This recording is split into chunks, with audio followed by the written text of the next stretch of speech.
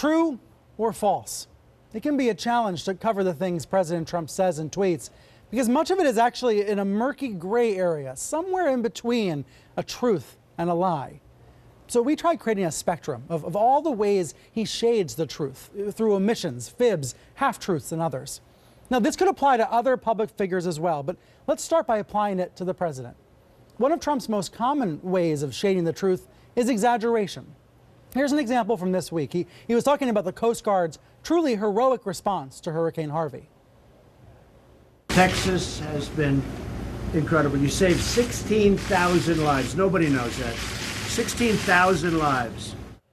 Of course, the Coast Guard deserves respect, but by the agency's own count, it actually rescued 11,000 people, not 16,000 people.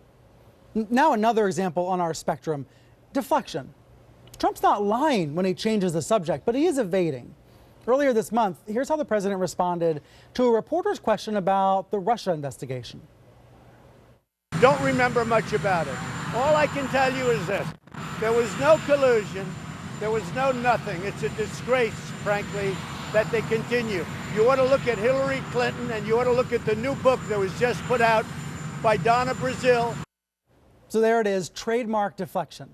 But further over on the spectrum toward lie, there are flat-out falsehoods, like this claim that the passage of large-scale tax cuts will be the biggest in the history of our country.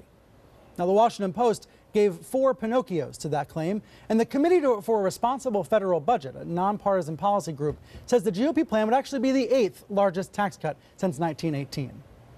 Now, we're almost all the way over on this scale, on this spectrum, almost all the way over to lie. That's in some ways the most controversial piece of this. People debate, when is he lying, when is he not? Well, here's an example. This is from the New York Times, just in this morning's paper.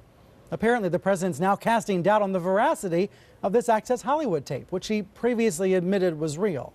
Quoting the reporting here, he suggested to a senator earlier this year that it was not authentic, and he repeated that claim to an advisor more recently. Now that's a peculiar kind of lie. Lying to yourself.